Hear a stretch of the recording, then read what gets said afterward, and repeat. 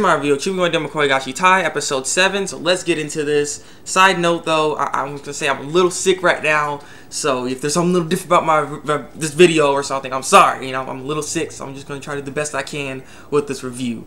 With that being said, this was another good episode of Chuunibyou and Shitai, and this was a more serious episode. It wasn't as funny as the couple of other episodes we've seen. This one's more on Rikka and how she's feeling and her family problems and what she can't accept. You know what I'm saying? And it's a really good episode.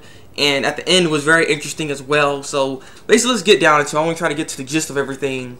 So basically, they ended up staying at Rikka's grandparents' house. You know, their grandparents' house is pretty freaking big, and so they end up all staying there. You know, Nubatani, Ishiki, you know, the rest of them, you know, Togashi, they're all over there.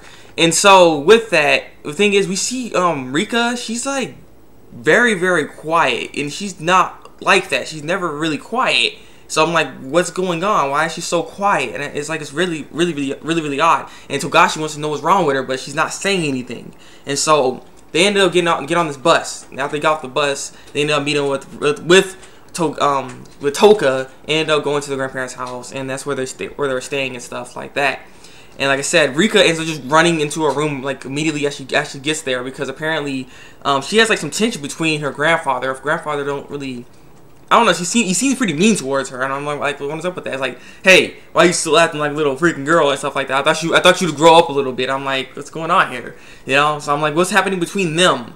And so as things were going on and things progressed in this episode, you know, Togashi ends up getting some revelations, some stuff going down. Apparently, you know, he ends up going with Toka, and he goes to his grave, and that's Toka's father's grave, and Rikka's, you know, father's grave and stuff. So, you know, their father is dead. Their father is dead, and the thing is, it's like, basically, Rikka didn't know anything that was wrong with her father, and so he just died abruptly, all of a sudden. And so basically, she's not really accepting her father's death in a sense, and it's just like, it's really weird, you know. She's not thinking of that way, and so basically, Togashi ends up knowing this information and stuff. Not to mention, you know, the whole grandfather thing too.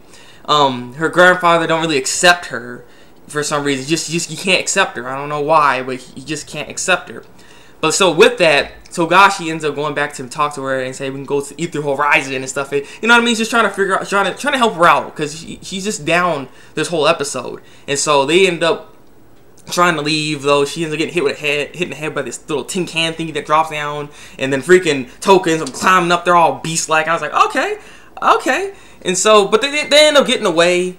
And so Rikka wanted to go back to the place where they first, you know, where they were living before, where their father was still alive, where his mother was still there, where, you know, they had a nice family, nice house, and, you know, just living a happy life, where she was happy, I guess, that's what, at that point. And so they ended up going back to that area. And what was sad about this part was, like, she ends up going back to that same area, and the thing is, that house is gone. So it's just open land for sale. It's just, there's nothing there. And Toka's there, and she's like, this is reality. This is the real world. And then at the end of the episode, we end up seeing Rikka. It's like, just freaking getting mad, because she tears up too. And it's just like, it's really sad. It was really sad, because she basically doesn't accept her father's death. And basically the reason why she doesn't accept her father's death is because she thinks, or at least she claims to see something over the horizon. She saw her horizons, like the little sun, you know, sun coming up and stuff. There's a horizon going on, and she thought she saw her father there. So that's why she's always trying to go to the ethereal horizon. She wants to go over there because she thinks she'll meet her father at some point. You know, this could also mean that's why she's stuck in the Chuunibyou personality thingy. You know, the 8th grade syndrome, which could be the issue. What's going on? So it's really sad, because it's like she can't accept it. So I'm thinking in the next episode, there's like 2 scenarios I think that could happen in this. One, she will accept her father's death and she'll start crying and mourning over it, but she will go to her father's grave, because she hasn't gone to her father's grave ever since her father died, because she doesn't believe he's dead. you know. So there could be like a point where she'll accept it and go to her father's grave, and that's what can happen. Or there can be a gigantic commotion where she's like, I don't believe this, and blah blah blah, and she's going crazy and stuff like that. And Togashi's gonna have to try to calm her down some way, because somehow, because he can go to Chuunibyou form and be like Thabreakmaster or something. I don't know. Like, I think there's two strong points, and I think she's gonna accept it in the next episode, that her father's gone, and you know, this is the reality. And I'm also thinking, if this is the case, if her father is the reason why she's still in the 8th grade syndrome thingy, if she actually accepts it, will she actually stop doing this whole Chuunibyou thingy, this 8th grade syndrome stuff, or what? Because I feel like it's tied to that in a sense, but I'm not sure. This is just my speculation on that when it comes to why she is like this in the first place. So I am really curious of what was happening.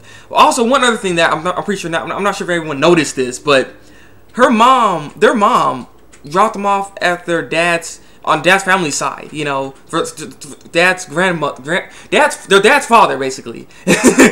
So I'm just like, that's messed up. Their own mother didn't want to take care of them, basically. That's what it was. I'm like, what the heck? So where is their mother exactly then too? Is she still around? Is she still alive? Like what? Like why? And then why would she do that too? Why would she just drop them off and not? I don't know. It's just like she want to take care of them. That's what it seemed like. And I'm like, wow, that's really messed up. So I'm like, alrighty then. And so one of my favorite parts of this episode, though, besides the whole story with this, because I can't even say it's like, the whole house thing is my favorite part, because it's just really sad. But one of the funny parts in this episode that I really liked was Dekimori and Nibutani. Basically, they're at the beach. And like I said, there's also a lot of moments with Ishiki and stuff, and it's just he kept looking at the sleeping girl. I can't remember her name at the moment, but he kept looking at her all the time. He's all like infatuated with her now because she ends up saying something about his hair. Not to mention, his hair grew really quick. Like, his hair is already like a crew cut, flat topish kind of haircut already. I'm like, what's happening? How does his hair grow so fast? He said his hair doesn't grow that fast. So what's going on here? But yeah, my favorite moment was Dekimori and Nibutani, where they both got tanned and stuff. And thing is, Dekimori is like, you can't touch her because it hurts. So the thing is, Nibutani ends up writing something on her back. And she's like, I got her. But no. Dekimori did the same thing. He put fake Mori and stuff on fake Mori song. I'm like, what the heck? It was really stupid. It was really stupid. I actually like that part, though. It was really, really funny. Those two together are just really, really funny people.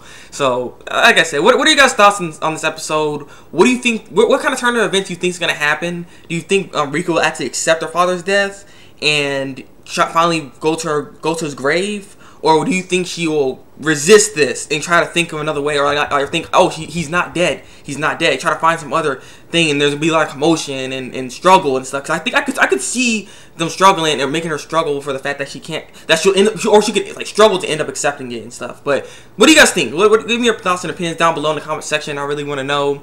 And what are your favorite moment in this episode as well? Leave a comments, like this review, and subscribe to my channel if you want to see some more Chuunibyou Demokoi Shitai reviews from me. So it's been the Thabreakmaster, and until then, break out.